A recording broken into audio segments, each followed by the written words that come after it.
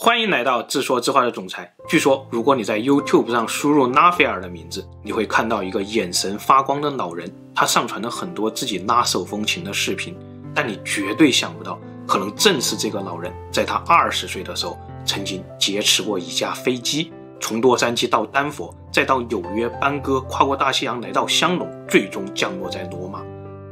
这是一个真实的故事。我们从1962年8月21日说起。这天，意大利南部的那不勒斯地震袭击了拉斐尔所在的村庄。地震之后，拉斐尔选择去美国，希望能过上更好的生活。一转眼7年过去了，拉斐尔已经是一个20岁的小伙。这天来到机场安检口，拉斐尔知道自己的背包里有一把 M1 步枪和几十发子弹，所以他不可能从安检口登机。于是拉斐尔故意不小心撞到了一位空姐，电眼一扫过去，就像有魔力一样，再一开口，几个意大利玩笑就彻底让空姐沦陷了。就这样，拉斐尔跟着空姐通过了不需要安检的机组通道，到达了登机口。凌晨1点30分，拉斐尔手里拿着一张15.5美元的机票，登上了 TWA85 次航班。这是一趟夜行航班，从洛杉矶到旧金山已经是最后一段航程了，所有人都睡着了。登机的过程中，23岁的夏琳是航班上4名空姐的领班，她注意到了拉斐尔，尤其是他那个背包怪怪的，还露出一个杆子。但当时为了防止打扰乘客休息，飞机上的灯光调得很暗。夏琳来到前面，问他的同事，那个小伙背包里伸出来的东西是什么？同事答，一根鱼竿。夏琳也就放心地回到了后面。飞机上有40名乘客，还有5名刚刚结束巡演的乐队成员。这架飞机是波音707，起飞的时候需要往发动机里注水，这导致机舱里非常吵。为了让乘客们睡得更好，夏琳就把机舱灯光调到了最暗，几乎是一片漆黑。就在这种漆黑和噪声的掩护下，拉斐尔展开了行动。他拿着背包躲进了洗手间，熟练地将步枪装好，并且上膛。夏琳正在和另一个空姐收拾后厨房，拉斐尔闯了进来，手里拿着一把 M1 步枪。夏琳见多识广，非常淡定，因为当时恰好有一波劫机高潮，美国平均每6天就有一架飞机被劫持。拉斐尔命令夏琳带他去驾驶室，而夏琳说，你得先证明你的步枪是真家伙。于是拉斐尔给了夏琳一颗 7.62 口径的子弹。刚刚走出后厨房，就有一个乘客发现了异常，他勇敢地站起来对阵拉斐尔。拉斐尔命令他坐下，气势很强，乘客被吓傻了，乖乖地坐下。而夏琳通过这个口吻判断出来，拉斐尔是一名军人。通过头等舱的时候，夏琳和拉斐尔见到了另外2名空姐。夏琳示意他们不要慌张，自己伸手去按驾驶舱的门铃。进入驾驶舱，这里有3个人，机长库克、副驾驶和工程师。副驾驶曾经也是一名军人，他一眼就认出来了，拉斐尔这一定是一个刚刚从越战战场上回来的小兵，自己有把握控制住他。副驾驶让夏琳出去，让拉斐尔有什么要求跟自己说。拉斐尔说，掉头去纽约，然后去罗马。机长立刻照做，但同时也向这位年轻人解释，去纽约油不够，去罗马他们3个人都没有国际航线的驾驶执照。副驾驶和工程师也你一句我一句的补充。一瞬间，整个驾驶室气氛从灾难片变成了喜剧片。很显然，在这种情绪转变下，拉斐尔也放松了警惕，这是所有人希望看到的结果。驾驶室外的夏琳也很机智，他受过专门的反劫持训练，友好相处，但千万别爱上劫持者。这些处理原则他都还记着。他刚刚也仅仅在驾驶室里和3名机组交流了一下眼神，就大概明白他们后续应该怎么办了。他走出驾驶室，先是跟所有空姐说，你们看错了，我刚刚没有被劫持，不要惊扰乘客。所有人心领神会，但是纸包不住火。那些刚刚还醒着的乘客这会儿察觉到了异常，他们起身来到拉斐尔的座位，找到了他的背包，打开背包，发现里面全是步枪子弹。整个机舱立刻炸锅了，情绪又返回了灾难片的节奏。正在这个时候，广播里传来了机长库克的声音，他说，我们这里有一位非常紧张的年轻人，我们将把他带到他想去的任何地方。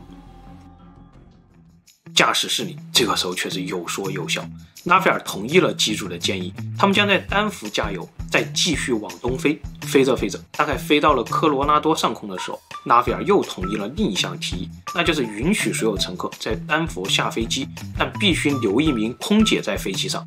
拉斐尔说他要留下夏琳，但机长说他要选罗贝塔。就是为了选谁，机场竟然和拉斐尔爆发了争吵，一时之间拉斐尔又把枪口对准了过来。正在这个时候，另一个叫做科尔曼的空姐敲门进来送咖啡。她听着双方的争吵，突然插嘴说：“要不然我去吧，我男朋友正好在纽约，我恰好可以顺便过去看看他。”拉斐尔看看科尔曼，竟然同意了。随后的旅程变得气氛轻松。到了丹佛，拉斐尔举着手枪在机舱门口按名单送客。所有的人一下飞机就被引导着穿过一条漆黑的走廊，走廊的尽头一拐弯是一个明亮的房间，哗啦啦的挤满了联邦特工。特工们一个个神色紧张，但空姐们却说那个劫机的小伙很有礼貌，千万别激怒他。就在这个时候，一个乘客突然想起来自己的名贵风衣还落在飞机上了，他就折返回去问拉斐尔自己能否进去取一下衣服。拉斐尔欣然同意了。飞机在丹佛一切平静，很快加满油，重新起飞了。现在飞机上有5个人，机长、副机长、工程师、空姐科尔曼和拉斐尔。他们的目的地是纽约，航程大约需要3个小时。这3个小时中，拉斐尔就像彻底信任了所有人一样，他开始享受一个人的专属旅程。来到头等舱，放下步枪，躺平身子，伸着懒腰，还和科尔曼一起调了2杯鸡尾酒。刚刚降落到纽约，情况就失控了。这里挤满了100多名联邦特工，他们已经制定好了突袭飞机的计划，他们绝对不允许飞机被劫持出美国这种事情发生。他们假扮成机械师，靠近飞机，并且通过机舱的舷窗示意机长把拉斐尔骗到驾驶室来。机长当时觉得这帮联邦特工真是蠢透了，后来他跟《纽约时报》说，联邦特工的计划差点害死了我们所有人。我们和那个男孩相处了6个小时，看着他从一个狂躁的疯子一点点变成一个充满幽默感、自满又自大的聪明男孩，然后这帮白痴竟然不负责任的决定强攻飞机。特工一步一步的靠近飞机，机长疯狂的暗示他们赶紧滚开，但没有人搭理。突然传来一声枪响，所有人都愣住了，没有人知道发生了什么。但这一枪终于让联邦特工们纷纷退了回去。紧急关头，2个持有国际驾照的机长比利和理查德一把推开联邦特工，双手抱头，冒着被打死的风险，慢慢走上了飞机。这2位机长非常的优秀，他们在劫机者已经开了一枪的情况下，还敢义无反顾的登机。登上飞机以后，2位机长立刻同意了库克机长的决定，不加油了，立即起飞。这里的联邦特工没准又会干出什么蠢事儿。飞机扔下停机坪上几十号特工，再次起飞。平静下来以后，所有人才发现刚刚那一枪纯属走火。拉斐尔并不知道跑道上发生了什么，但他本能的感到紧张，不小心开了一枪。库克机长平静地说服了拉斐尔，告诉他刚刚纽约发生的骚乱与机主无关，现在飞机上7个人都是互相信任的好朋友。不到1个小时，飞机重新降落到缅因州的班戈机场，这里挤满了75名警察和无数的新闻媒体。显然这里的警察比纽约的特工聪明多了，他们立刻意识到飞机上所有人都是安全的，没有靠近，也没有干扰飞机加油。这次拉斐尔不再那么信任机主了，他来到驾驶室，发现附近的2座塔台里好像有人正在监视他们，他就举起枪。库克机长也在广播里对塔台喊，你们最好快点，否则他要开始对你们那边射击了。很快飞机加满油，再次起飞，飞出了美国，进入了国际空域。在大西洋上，这趟劫持已经超过了9个小时，所有人成了朋友，开始漫无目的的聊了起来，甚至还在头等舱里一起打牌。当飞机穿过爱尔兰时区的时候，10月31日变成了11月1日，拉斐尔也正式满了20岁。空姐科尔曼为他简单的庆祝，拉斐尔也终于讲出了他劫持飞机的真正原因。原来他搬到美国以后一直得不到认同，终于在1967年他满了18岁，立刻加入美军，希望通过战斗来获得真正的身份认同。但这也意味着他将立刻开赴越南前线。在前线，拉斐尔表现得非常英勇，还好几次从战场上救了自己的战友，甚至获得过1枚英勇奖章。但越战真的是残酷，据后来统计，差参加过越战的士兵有30%在回国以后都患上了不同程度的心理疾病，纳菲尔也不例外。回到美国的军营以后，他发现全社会都在反战，自己又失去了人头，自己英勇搏杀的那个战场难道真的是一个不该去的地方吗？对军队的信仰开始崩溃。而就在这个时候，他的父亲在意大利患了癌症，他需要返回意大利照顾父亲。临走前，他就把账户上的钱全部取出来。他记得自己的账户上攒了$800，但军营的会计却告诉他账户上只有$600。他向长官投诉，但没有得到任何回复。那天夜晚，他喝得大醉，越南战场上的画面在脑海中飞过，对军队的信任已经彻底崩溃了。他撬开军营的小卖部，准备拿走$200的商品来抵账，结果自己竟然醉倒在小卖部里面。第二天清晨，他被抓获。他现在不仅回不了意大利了，还将被送上军事法庭。他决定偷偷逃走，无论如何要返回意大利。美国梦已经彻底破碎了。就在劫机的当天，他本来应该出现在军事法庭上。